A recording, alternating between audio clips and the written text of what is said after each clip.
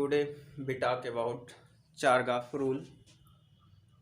जैसा कि हम पिछले वीडियो में न्यूक्लियोटाइड का स्ट्रक्चर और उसके बाद पॉलीन्यूक्लियोटाइड बनाकर देखें, और आज हम लोग नए वीडियो में चारगाफ का नियम या चारगाफ रूल देखेंगे।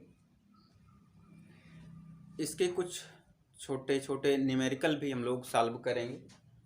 न्यूमेरिकल में जैसे कि नीट या सीपीएमटी जैसे एग्ज़ाम में, कभी कभी टीजीटी पीजीटी एग्ज़ाम के लिए भी ये इसमें से क्वेश्चन मिल जाते हैं।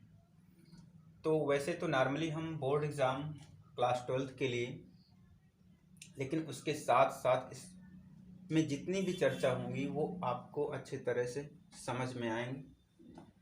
तो चारगाफ का रूल, जिससे कि कंफर्म है आपको, सन 1950 में इरविन चारगाफ ने, या चारगाफ रूल मतलब नाम जो इनका है वो चारगाफ करके है, बट आपको चारगाफ ऐसे पढ़ना आसान होगा।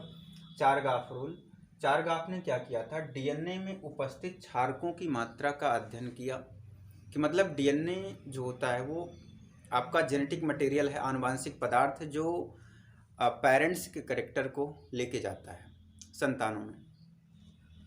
अब इसमें चारगाफ ने क्या बताया कि जो डीएनए है, डीएनए एक बायोमॉलिक्यूल का मैक्रो मॉलिक्यूल है, तो उसमें डीएनए में जो क्षारक पाए जाते हैं प्यूरिन और पिरिमिडीन, तो प्यूरिन और पिरिमिडीन क्षारकों की मात्रा का अध्ययन की, और उन्होंने कहा कि कैसे कौन किसके साथ बेस पेयर में कौन किसके साथ जुड़ता है, किसकी मात्रा कितने मतलब किसके बराबर होगी, कितने बराबर होगी। उन्होंने एक फार्मूला दिया, एक नियम, दो नियम के रूप में दिया। तो वो नियम क्या है, कैसे है, उसके बारे में हम लोग जानेंगे। तो सन 1950 में इन्होंने डीएनए में उपस्थित क्षारकों की मात्रा के बारे में बताया, और उन्होंने निष्कर्ष निकाला। अब वो निष्कर्ष क्या है, क्षारकों की मात्रा का जो निष्कर्ष है, तो निष्कर्ष में इन्होंने ये कहा कि जो डीएनए होता है, डीएनए नॉर्मल हम कह सकते हैं वो डबल हेलिक्स का होता है, सिंगल का भी होता है, लेकिन जो चारगाफ का रूल है, ये रूल डबल स्ट्रैंड डीएनए पर ही लागू होता है, लागू होता है। ये बात आपको ध्यान रखनी है। यानी कि सिंगल स्ट्रैंड डीएनए पर, सिंगल स्ट्रैंड जो डीएनए होता है उस पर ये नियम लागू नहीं होता है। मतलब जो चारगाफ का रूल है वो सिंगल स्ट्रैंड डीएनए पर लागू नहीं होता है। यानी कि डबल स्ट्रैंड डीएनए होगा, यानी 3' to 5', 5' to 3' का जो डीएनए होगा उसी पर लागू होगा, यानी सिंगल स्ट्रैंड पर लागू नहीं होता है। पहला तो ये हम जान लें कि किस डीएनए, तो डीएनए जो है डबल हेलिक्स पर ही ये लागू होता है, सिंगल हेलिक्स पर लागू नहीं होगा। अब इनका जो निष्कर्ष देखें, तो नाइट्रोजन बेस जो होता है वो दो प्रकार का था। हमने इसके पहले वाले वीडियो में देख चुके हैं हम लोग। जैसे जो प्यूरिन की मात्रा होती है, प्यूरिन की जो मात्रा है वो पिरिमिडीन की मात्रा के बराबर होती है, मात्रा के बराबर है। मतलब जितनी मात्रा, यानी कि जितने परसेंट में प्यूरिन होगा उतने परसेंट में हम ये कह सकते हैं एक दूसरे के बराबर होते हैं। और फिर ये कह सकते हैं, प्यूरिन में आपका एडेनिन और ग्वानिन आता है, पिरिमिडीन में आपके साइटोसिन और थायमिन आते हैं। तो अब इनका जो कॉन्सेप्ट है वो ये है कि एडेनिन जितना होगा उतना ही थायमिन होगा, और जितना ग्वानिन होगा और उतना ही साइटोसिन होगा। ये बात इरविन चारगाफ ने बताया था। ठीक है, एडेनिन अगर 10% है डीएनए में तो थायमिन भी 10% होगा। अगर ग्वानिन 90% है तो हम कहने का मतलब ये हुआ कि साइटोसिन भी 90% होगा। मतलब जितना एडेनिन होगा उतना थायमिन होगा, जितना ग्वानिन होगा उतना ही साइटोसिन होगा। ये बात चारगाफ ने बताया था। अब इसी में एक बात ये कहें, अगर हम ये डीएनए सिंगल स्पीसीज, जैसे हम ये कहते हैं कि मानो हम एक जीव हैं, एक इंसान हैं, तो हमारे शरीर की जितनी भी कोशिकाएं हैं, उस कोशिका में से अगर कोई भी कोशिका निकालें, चाहे जहाँ की कोशिका निकालें, उस कोशिका में जो डीएनए की मोलर मात्रा होगी, वही डीएनए की मोलर मात्रा हमारे दूसरी हमारे शरीर की दूसरी कोशिकाओं में भी वही मोलर मात्रा पाई जाएगी। लेकिन अगर हम कहें कि हम इंसान में हमारे शरीर में जो मोलर मात्रा है, वही मोलर मात्रा कुत्ते या बिल्ली में या दूसरी स्पीसीज में मिले, ऐसा संभव नहीं है। ऐसा इरविन चारगाफ ने कहा। मतलब एक स्पीसीज या एक जीव की किसी भी कोशिका, एक जीव के किसी भी कोशिका में अगर आप डीएनए की आणविक मात्रा है, उसकी मोलर मात्रा निकाल रहे हैं, तो वो बिल्कुल एग्जैक्ट होगी, सेम होगी, एक जैसे होगी। लेकिन अगर स्पीसीज चेंज हो जाएगा तो वहाँ पर मोलर मात्रा उसकी चेंज हो जाएगी। तो यानी कि इनका जो मेन कहने का मतलब ये था, मुख्य जो इनकी बात थी वो ये थी कि ये जो चारगाफ रूल है, इनका नियम जो है, वो डबल स्टैंड डीएनए पर काम करता है, सिंगल स्टैंड डीएनए पर काम नहीं करेगा, ये बात। फिर इन्होंने कहा प्यूरिन की मात्रा पिरिमिडिन के बराबर होती है। फिर उसके बाद जो प्यूरिन में एडेनिन और ग्वानिन और पिरिमिडिन में साइटोसिन और थायमिन नाइट्रोजन क्षारक आते हैं।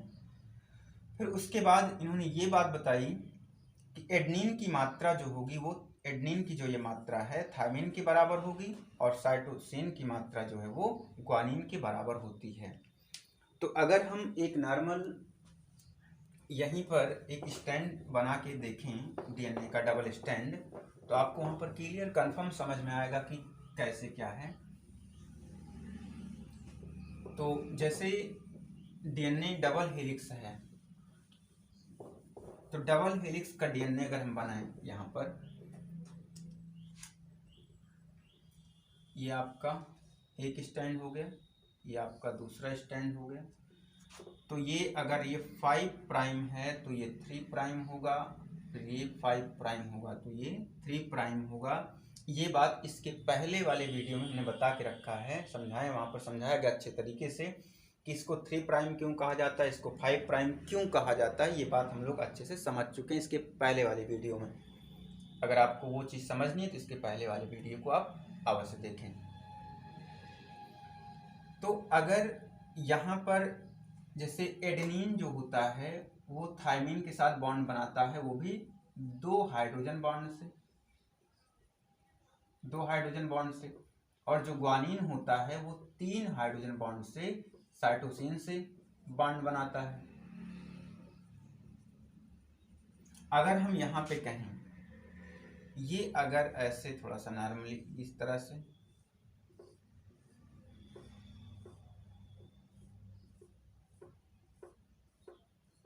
देखिए यहाँ पर अगर A होगा तो डबल बॉन्ड के साथ क्या जुड़ा होगा, T होगा। यहाँ पर अगर G है तो यहाँ पर C होगा। यहाँ पर T है तो उसके अपोजिट में क्या होगा, कॉम्प्लीमेंट में क्या होगा, A होगा। यहाँ पर 3 बॉन्ड है तो 3 बॉन्ड का मतलब हमें G या C जोड़ना है, तो यहाँ पर G, यहाँ पे C, यहाँ पे C और यहाँ पे G। अगर हम इसके एक स्टैंड पर काउंट करें, एक एडेनिन है इधर, तो इस स्टैंड पर हम काउंट करें, इधर भी कितने एडेनिन हैं, एक एडेनिन, एक। यहाँ पर देखें, जैसे हम ये कहेंगे कि कॉम्प्लीमेंट्री में ये थायमिन के साथ जुड़ गया, इधर ये थायमिन तो इधर एडेनिन, इधर ग्वानिन तो इधर साइटोसिन, इधर ग्वानिन तो यहाँ पे साइटोसिन, यहाँ पे साइटोसिन तो इधर ग्वानिन, क्योंकि ये एक दूसरे क्या होते हैं, कॉम्प्लीमेंट्री होते हैं, पूरकता दर्शाते हैं ये। तो ये इस तरह से हम लोग पहचानेंगे कैसे क्या होता है। अब इन पर जो चारगाफ का रूल हमें कंफर्म होना चाहिए। इन पर कुछ न्यूमेरिकल आते हैं सवाल में, देखें। जैसे आइए, इनका जो न्यूमेरिकल है इसको भी हमें ध्यान देना है, क्योंकि हमें हाइड्रोजन बॉन्ड की संख्या भी निकालनी होती है। तो आज हम हाइड्रोजन बॉन्ड की संख्या नहीं, ओनली चारगाफ का रूल और चारगाफ पर आधारित कुछ क्वेश्चन। जैसे एक न्यूमेरिकल की बात करें, हम ये कहें कि एक डबल स्टैंड डीएनए में 30% 30% एडेनिन है, 30% एडेनिन है, तो ये कहा जाए कि साइटोसिन की मात्रा ज्ञात कीजिए, साइटोसिन की मात्रा ज्ञात कीजिए, या कितने परसेंट होगा। तो आपको ये पता है कि डबल स्ट्रैंड डीएनए में इनका रूल लागू होता है। अच्छी बात है कि हमेशा जब भी चारगाफ के नियम पर आधारित सवाल आएगा तो आपको डबल स्ट्रैंड ही, यहाँ पर नहीं दिया होगा तब भी आपको डबल स्ट्रैंड लेना है। और जब इसको हम सॉल्व करते हैं, हल करते हैं इसको, तो यहाँ पर ये करना है कि सबसे पहले आपको ये मान लेना है कि जो हमारा डीएनए है, डीएनए को टोटल हम लोग 100% में मानेंगे। ये 100% मानकर आपको चलना है। अभी जब ये 30% में दिया होगा, या मतलब 10, 20, 30, 40 या 35 ऐसे करके दिया होगा, तो 100% में अगर ये 1000 के ऊपर 100 के ऊपर जाता है, इसे मान लो कि 150 दे दिया गया, तब आपको 1000 में मानना पड़ेगा 1000% में। लेकिन अभी तो 30 है, तो अगर हम ये कहें एडेनिन 30% है, तो आपको ये पता है एडेनिन किसके बराबर होता है, थायमिन की। अगर एडेनिन 30% है तो इसका मतलब थायमिन भी कितना होगा, 30% ही होगा। ये बात ऐसा चारगाफ ऐसा बताया, इन्होंने रूल बताया अपना। तो अगर एडेनिन 30% है तो उसी के बराबर में क्या होता है, थायमिन। तो थायमिन कितना हो जाएगा, वो भी 30% हो जाएगा। इसका मतलब थायमिन भी कितना हो गया, 30% हो गया। अब ये टोटल मिला के कितने हो गए भाई, 60%। आपके पास एडेनिन और थायमिन मिलकर के 60% हो गया। तो टोटल डीएनए कंटेंट कितना है, डीएनए कंटेंट टोटल कितना है, 100%। तो 100% में एडेनिन और थायमिन मिलाकर के कितना हो गए, 60 हो गए।